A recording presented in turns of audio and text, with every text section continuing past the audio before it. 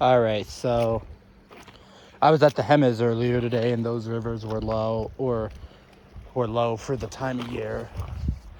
And I'm at the Rio Grande, and it's low from all times of year. But it's especially low for this time of year. It's supposed to be spring runoff. Oh, we're so fucking cooked. we're cooked. Yeah, the Rio Grande's really low. Even for like August. This would even be considered low in like August.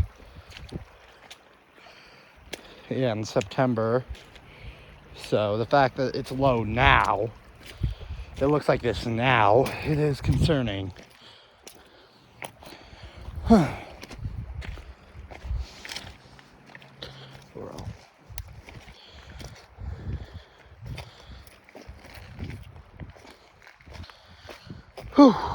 So,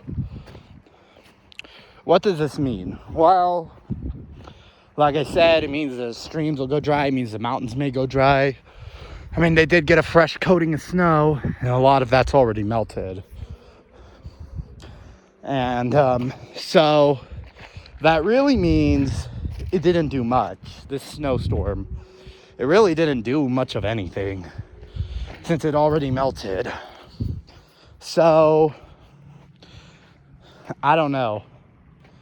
This, they said there wasn't going to be a whole lot. The river went up a little bit when we were up there, but it was only a little bit. It was like an inch. It was still pretty low for this time of year. Normally it's gone up a few inches. Normally it's gone up like 3 to 5 inches at least. So, like on average, like in an average year, would have gone up 4 to 5 inches. So, it's only got, the fact that it only went up one, possibly not even one, is a little concerning. Like I said, maybe a wet spring could come in clutch a little bit, save up a wet spring. Let's hope and pray for that. Maybe that could come in clutch and save us a little bit. Save us from fires, save us from rivers drying up. The Rio Grande could go dry up here again, where I live, which isn't normal. It's not normal. Sorry, I'm out of breath from a run. For the Rio Grande to go dry up here. But yeah, this is very concerning, the state we are at. Now maybe in April, the reason it went down, because it was a little higher a day or two ago. I'm thinking a reason it could have gone down is because of they may have started irrigation again. But even then, I don't know. We'll see if it goes dry again this year. I mean, I don't know. It's very possible. I mean, I've said that a lot, and it hasn't so far. It's gotten close. I don't know about close. It's gotten kind of close, but hasn't quite yet reached that point. Every time it started to reach that point, it went back up. So,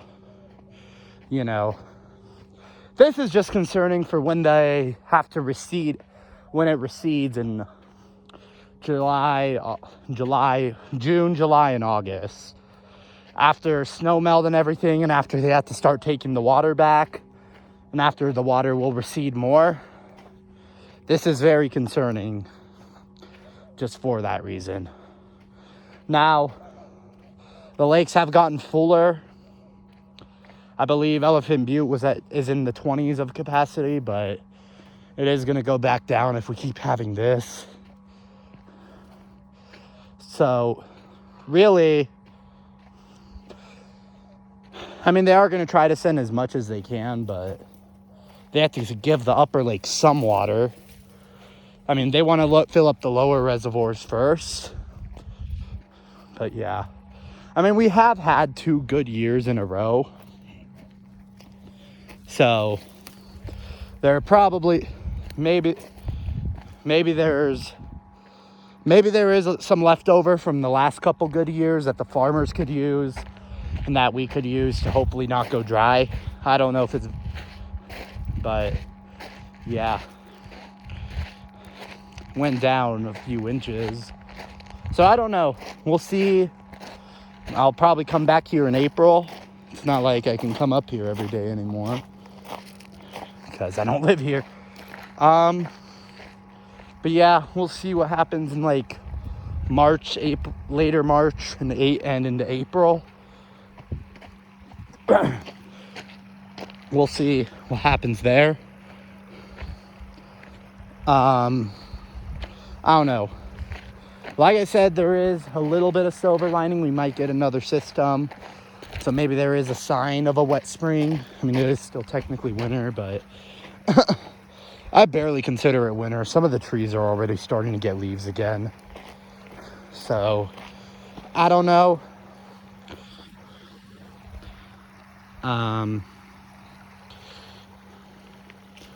At this point, just hope and pray for the best. Hope and pray for a wet spring. Like I said, that can't save us a whole lot. It's not like it can undo what happened, but it can at least somewhat help and somewhat lessen the possible impacts of fires.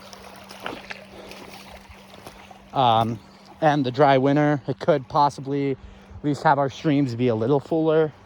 It also means fishing is going to be bad in the mountains because the streams are going to be really warm and low. Also, they're going to be warm and low early on. So that's the thing that's unique about New Mexico fishery or New Mexico fishing is that fish thrive in cold water here. They don't like the warm water. So some people that aren't like desert fishermen might be like, oh, well, if it's warm, that's better. Not here. New Mexico fishing is different from most fishing. I don't know what all that is. I mean, I remember in 2023, it was all the way where that island was. It was past that. It was crazy. In fact, all of that debris and shit, all of that was because of runoff, because these trees got knocked down because the runoff made that formulation. So some trees got knocked down. Then because of all the sediment runoff was carrying, it backed up behind these trees. So it just kind of made these big old islands. It really proves actually how much stuff was moving during that. Like, I remember first seeing the transformation too. It was crazy. Then the next year we had a runoff that didn't quite make it as high, but still made it somewhat high. You can kind of see the carvings from that, the formations, and how that happened.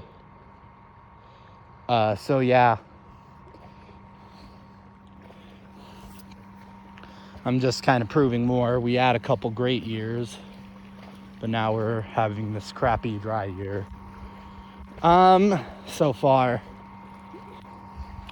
I guess, we'll just see what happens. We'll see if, there's gonna be a wet spring. Like I said, I do want to be future conservation law enforcement, so I do look at these things. This is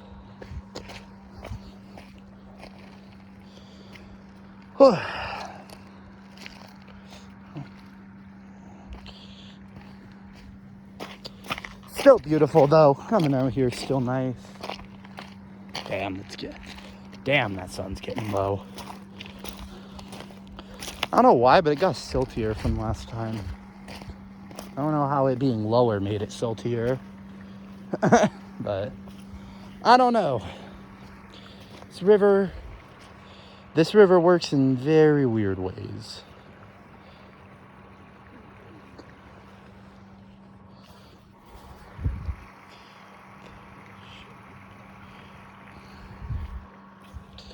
So